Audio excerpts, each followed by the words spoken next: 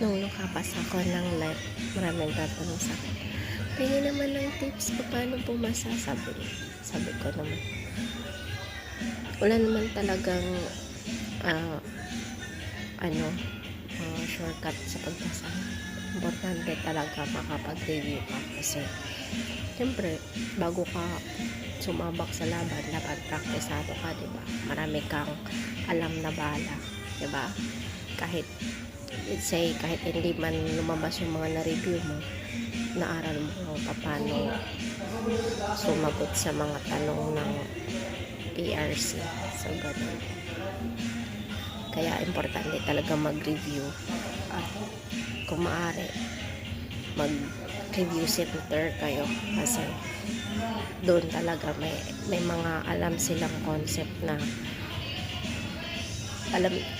kilala na kasi nila kay kung anong mga anong mga tanungan ng PRC kasi matagal na nilang ginagawa yun, 'di ba? So bilang reviewee, bago ka mag-take ng note, dapat meron kang na-enrollan na review center. Yung review center kasi ngayon may kamahalan, so naghanap talaga ako ng mura na review center. Alam niyo kung ano yung review center na pinasukan, na enrollan ko? Teacher A Review Center. Ayan, Teacher A Review Center. Follow nyo lang yan sa Facebook. Yun. Hindi naman ako endorser nun, pero inire-recommend ko lang siya kasi affordable talaga siya. Syempre, katulad natin, hindi naman tayo maraming pera, diba? So, hindi natin afford yung masyadong mahal. So, doon lang tayo sa affordable. Online pa, diba? Pagka may work ka, may mga recorded videos sila, diba?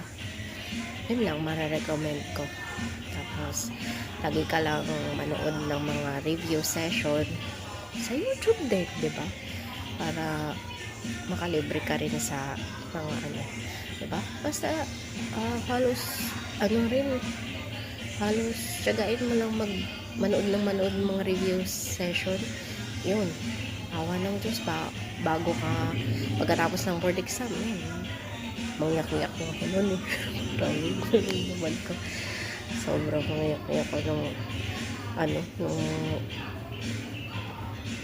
malaman ko yung result. Sobrang happy talaga ako kasi nakapasa. Thank you.